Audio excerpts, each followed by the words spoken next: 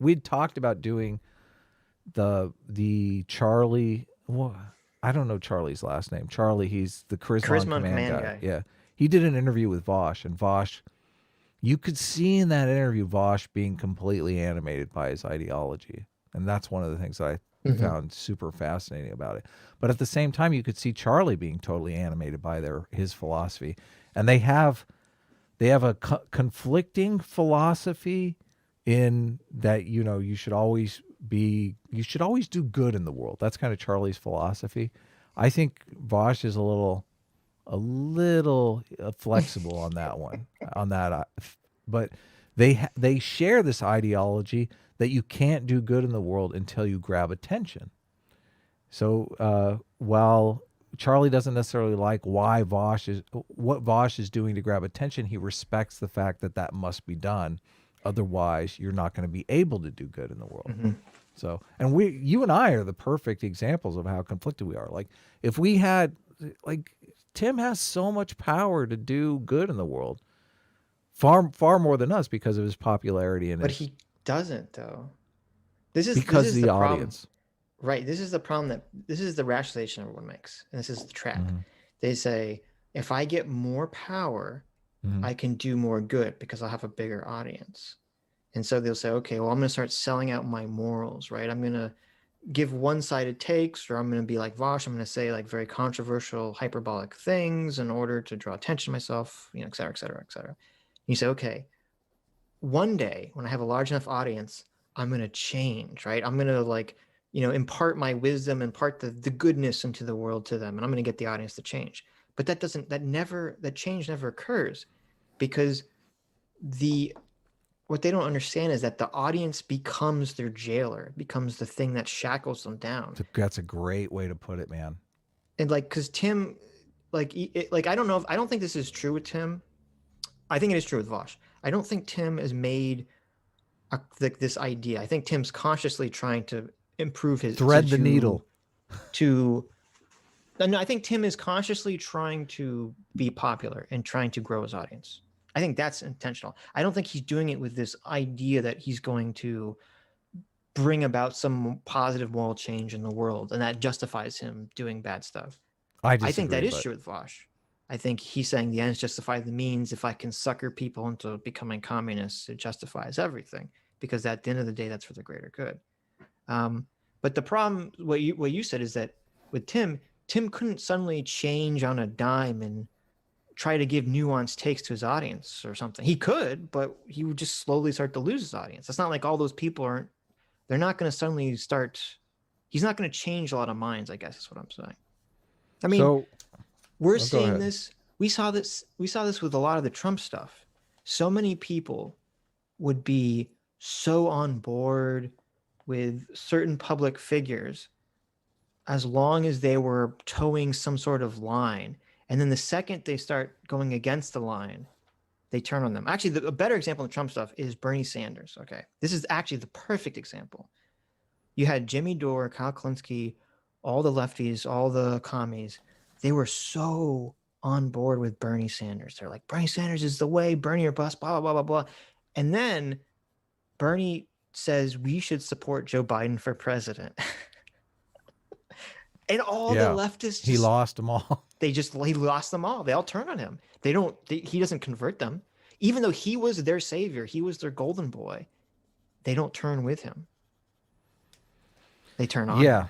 So Brett Weinstein talks about this, but I before I go into that, the Tim thing, I think the Tim's greater good is fighting the media. I think Tim does ultimately think the media has changed into political propaganda.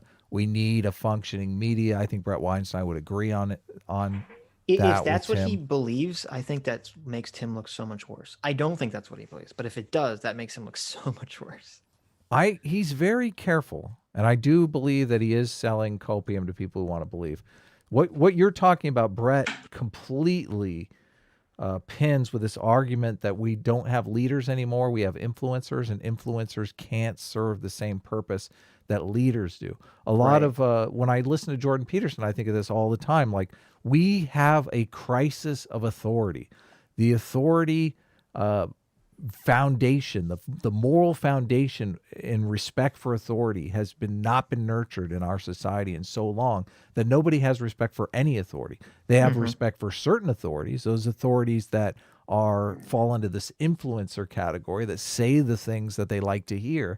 But as soon as those people say the things that they don't like to hear, their authority is taken away from them, and they are chastised. So the audience becoming your jailer is like the perfect example of that, because they're trapped by their audience, and they have to continue to satiate, just like the rat that runs up to the cocaine spigot and like just does cocaine the whole time. They're just running up to these influencers for the cocaine. Right. But as soon as the cocaine stops, I don't like you anymore. You're not my authority. You're not my leader. You're some influencer that I liked back when. And you even it's so funny that the kids go to some different influencer and they're like, oh, I can't believe I fell for that charlatan. I was a huge fan of Tim Pool for like 2 years.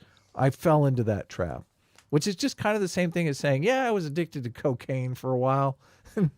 Like the problem is really you. It's not that, that person. And the problem is society wide. We need leaders. Like if Vosh was working himself into a role where he could be a leader, where he could say to his audience, listen, this is a hard truth that you need to understand and respect, and he could keep his audience, then we'd be in a completely different situation. But I don't necessarily like how we're crafting a world where that doesn't necessarily seem like it's ever going to be a possibility. No, I think that's very true. And I think it's also a product of, because of the internet, there's so many different influencers and quote unquote thought leaders for people to turn to. So it's easy to dump one person and jump on the next person, which maybe that wasn't really a choice, pre-internet days. Yeah, you had 5 thought leaders and you thought, oh, now I'm back to the other thought leader I was at a minute ago. Now it's like I have a million thought leaders to exhaust. Exactly. It's endless. I mean, there was a very interesting tweet thread I saw today where there was some guy who's communist saying how he feels like himself and a lot of other communists he knows started off as anti-SJWs. And you're like, that seems so counterintuitive. And they're like, oh, I got sucked into the right-wing pipeline by Sargon and Chris Reagan and Shoehead and all these people. And now I'm, free of that, and I'm just a fucking commie. And it's just like what you're saying. It's like, oh, they just jumped from one, influencer to the next influencer. This is the big problem. Brett talks about this relatively consistently, and what is the solution to that? You're the big brain on the show, Sitch. Put some thought into this. How do we turn this ship around? We're in such a weird situation. And it's weird too, because thought leaders are spawning thought leaders. Like Vosh was birthed out of Destiny's head. Like it's Destiny. Ironic. You got an answer already? Holy shit. Well, I don't have an answer, but there's 2 problems here. And this is why I don't know if the answer is, if there is an answer, if it's solvable, which is these people are driven by 2 things. The profit motive. Okay. Yes. Yeah.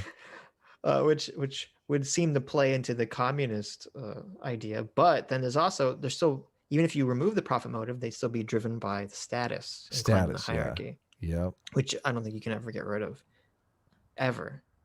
Even though the communists pretend you could. And I guess that's the irony of Vosh and all the communists vying for money and status, is that they're claiming that they want to do away with the very thing that drives their entire life at the moment. I never hear anything of Vosh that isn't somehow a status play, which is just so bizarre. Mm-hmm.